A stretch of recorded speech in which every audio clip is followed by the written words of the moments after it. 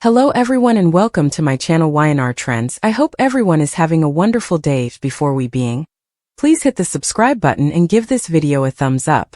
On Wednesday, December 24th, 2025, Genoa City wakes up under a thin layer of winter quiet that feels more like a trick than a promise. Under the holiday lights and fake smiles, secrets are exploding one after another, and no family will be safe. The Young and the Restless spoilers show an episode filled with betrayal, heartache and big decisions. It starts with Victor Newman alone in the dark room of the ranch, holding a glass of bourbon he didn't drink. He realizes the war he thought he already won is only starting now. The enemy this time is not another company or a known enemy, but his own family. When Nikki comes in quietly, sensing the tension, Victor stays silent. His silence says more than any threat. He finally admits that Adam has gone too far and can't be forgiven. This leads to a big fight that will break the Newman family apart just before Christmas. Meanwhile, Victoria is in her office at Newman Enterprises, looking at a file she shouldn't have seen. Her hands shake as she finds proof that someone she trusted has been hiding financial problems to save Adam from falling completely. She has to decide between keeping the company she gave everything for or telling the truth and ruining her family. As she hesitates, she feels the weight of her father's legacy like a curse she can't escape. Adam is going crazy, realizing that his need to prove himself has cost him more than he thought. When Sally confronts him, she accuses him of choosing power over love again. Her voice breaks as she admits she thought he had changed, but she found out the darkness inside him still controls his choices. When Adam begs for one last chance, Sally walks away, knowing forgiveness would mean losing herself. Sharon is pulled into the chaos when Nick tells her he thinks there's something much worse happening that could hurt their kids. This brings back old fears and feelings between them as Sharon tries to stay strong. Phyllis, always ready to strike, discovers a shocking truth that could change everything in Genoa City. Instead of telling everyone right away, she enjoys the moment, thinking about who should fall and who might still be useful. For Phyllis, survival means acting first, even if it costs her everything. She meets Diane, whose life is almost falling apart as old mistakes come back. Diane is starting to lose the trust she worked so hard to build. Jack starts to question if love is enough to save someone with so much guilt. He's torn between protecting Diane and breaking his own rules, a choice that could haunt him forever. Kyle and Summer are caught in the middle, their marriage under stress because of divided loyalties and hidden anger. Summer wonders if her mother's need for revenge will destroy everything again. Kyle is scared that choosing the wrong side might cost him his marriage and his place in the Abbott family. Billy Abbott is dealing with his own problems, seeing an opportunity to take down the Newman family but risking everything he's built. His desire for justice is turning into self-destruction. Lily warns him that revenge dressed as good deeds will lead to disaster, but Billy can't stop the voice in his head telling him the truth must come out no matter what. As the rich and powerful in Genoa City look out for their own, a quieter but powerful story is happening. Chelsea is dealing with the reality of Adam's choices, her heart breaking not just for herself but for their son. She struggles to explain to a child that his father's love is mixed with ambition and regret. She starts to think walking away might be the only way to save the family she wants to keep. As night falls and Christmas approaches, everyone is pushed to the edge. Friendships change, trust is tested, and secrets are about to come out. The episode ends with Victor making a big phone call that changes everything. It proves again that in Genoa City, love isn't always real, power is everything, and forgiveness is something most people can't afford. Viewers are left in shock as they realize the holidays won't bring peace this year. Only the start of a war for control, change, and survival. Under a sky that looks like bruised steel, Christmas Eve in Genoa City turns into something bad. A night where hope isn't just missing but being chased. As the first snow starts to fall, it doesn't make the city feel softer. It just covers up the screams that are coming. It starts at the Newman Ranch where Victor Newman, the big boss who once thought he was untouchable, reads a final page in a file that shows what he's been afraid of since he built his empire. That his biggest enemy has always been his own family.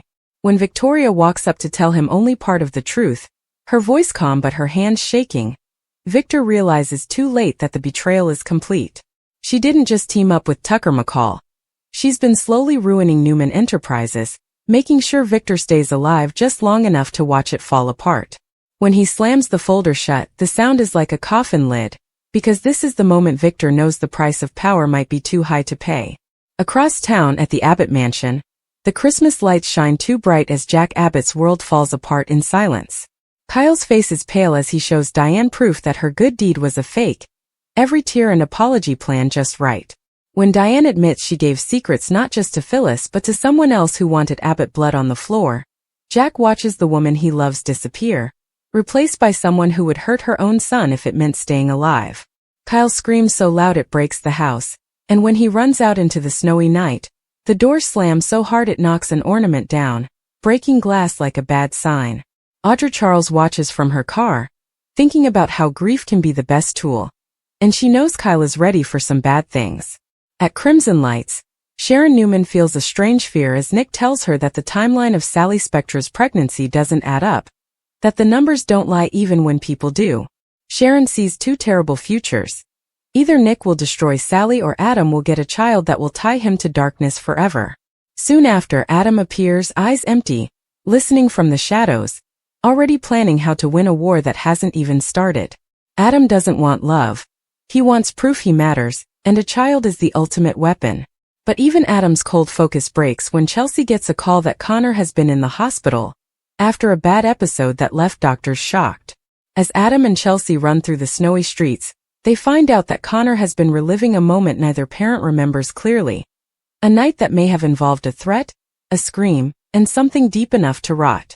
This makes Adam face the possibility that his past mistakes have not just hurt his son, but are eating him from the inside. At Chancellor Winters, Lily Winters finds a financial problem that leads her straight to Devin Hamilton, and the betrayal feels almost like incest. When Devin admits he made a deal with dark forces that now want revenge instead of money, Lily realizes that love has made them weak, and weakness in Genoa City is a death sentence. The consequences of the deal come quickly as an employee is found unconscious, a warning carved into fear itself, showing that this war won't stay in boardrooms. Just when the city feels like it's about to break, Phyllis Summers appears like a vengeful ghost, alive and unapologetic, with secrets that could destroy multiple families in one broadcast. Her smile is sharp as she hints to Jack and Diane that she knows who paid to keep her quiet, and who cut the deal at the last minute.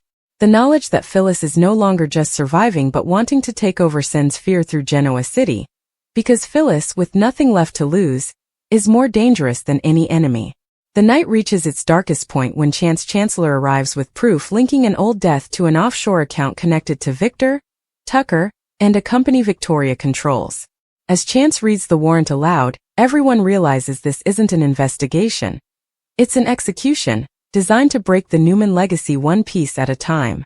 Meanwhile, Abby Newman sits alone, listening to her son breathe and understanding that the Newman name is a disease, that love in this family always brings more damage. As she packs a bag, she knows escaping might not be possible, because Genoa City doesn't let go. It eats its own. When midnight finally strikes, there are no carols, just sirens.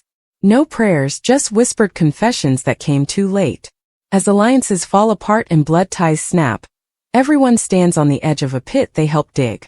On this Christmas Eve, there are no miracles, only consequences.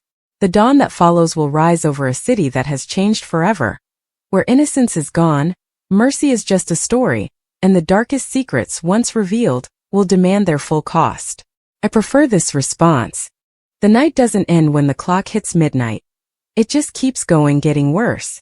As Christmas morning slowly arrives in Genoa City like someone forced to watch, the effects of what happened earlier start mixing together, turning fear into real action. At the Newman Ranch, Victor Newman finally realizes that to survive now, he has to make sacrifices. The first thing he gives up is the truth. He twists it just enough to point the finger at someone else. When Chance Chancellor pushes harder, Victor lets one name slip out, Tucker McCall. He knows that once that name is said, it will set off a chain reaction of arrests, revenge, and company takeovers that will hurt everyone, including Victoria. She finally understands too late that Victor will always pick control over everything else, his legacy, his family, even his love. As police lights flash through the snow, Victoria feels the first real crack in her confidence. It's not fear of going to jail. It's the cold truth that her father has already rewritten history to make sure she's seen as the bad guy.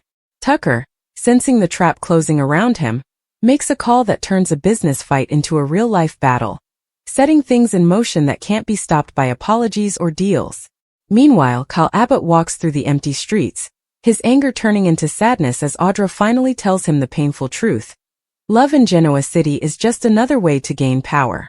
Kyle, hurt and broken by betrayal, listens because pain turns hopeful people into cynical ones faster than anything else.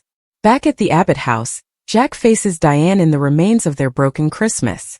When she begs him to understand that everything she did was to protect their future, Jack realizes with a calm, sick feeling that the woman in front of him would do anything to protect it.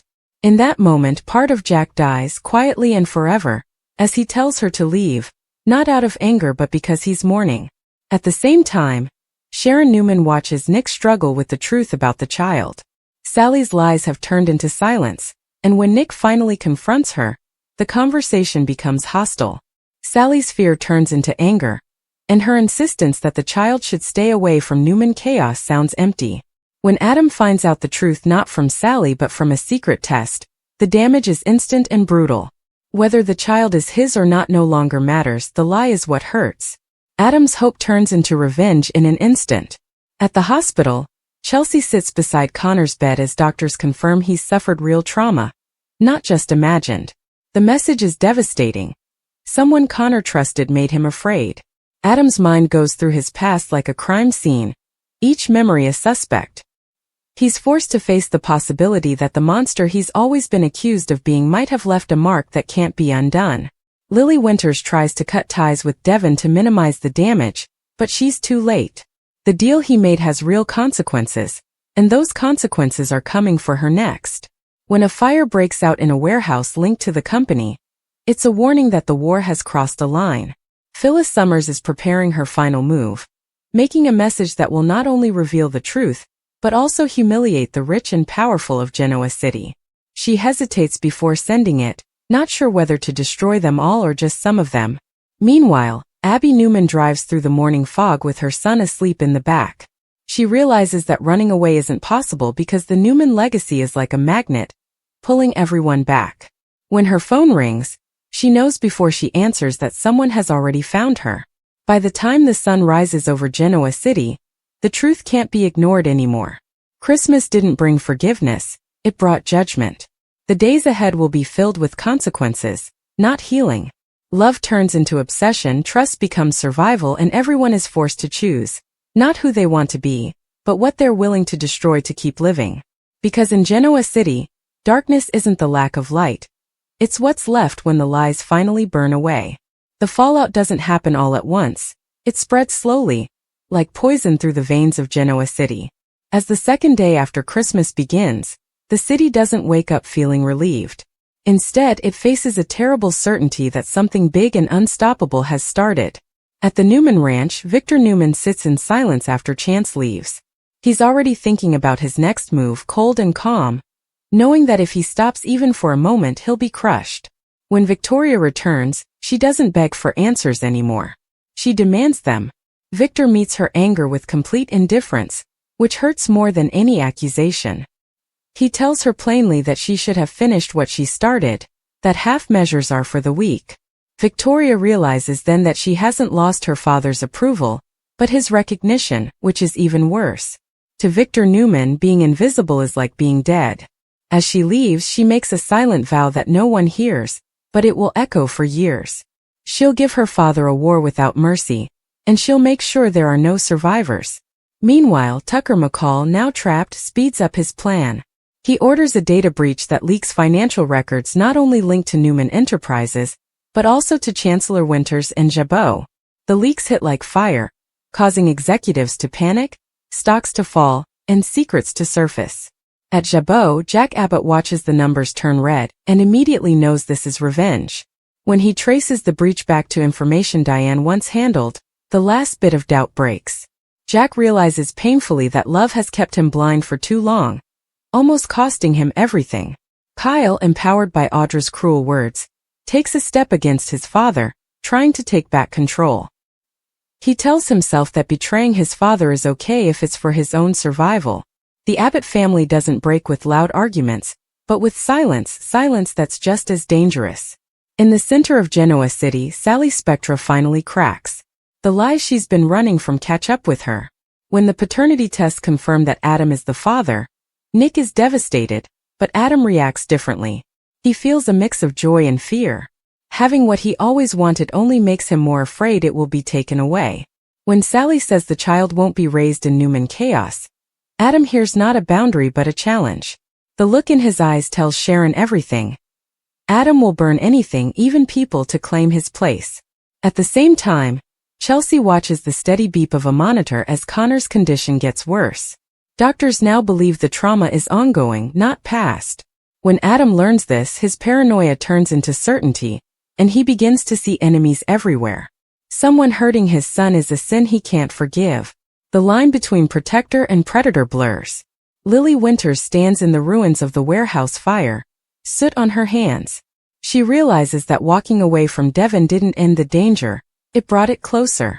When she gets a message with just an address and a time, she knows there's no choice. The war Devon started now demands a sacrifice. Phyllis Summers watches the chaos she helped create, satisfied until she gets a message. Proof that someone she didn't expect has evidence that could destroy her completely. For the first time since coming back, fear flickers in her eyes. Revenge is exciting, but being exposed is deadly. Abby Newman finally stops running and turns the car around. She knows hiding only delays the inevitable. She prepares herself for the truth that being a Newman means choosing what parts of herself she's willing to lose. By nightfall, Genoa City no longer pretends this is a temporary crisis. Alliances are set, enemies have names, and the rules have changed. There are no heroes left, only survivors and people waiting to be claimed. The darkness grows stronger, and every character stands at the edge of a decision that will shape not just their future, but who they become when there is no light left to hide in.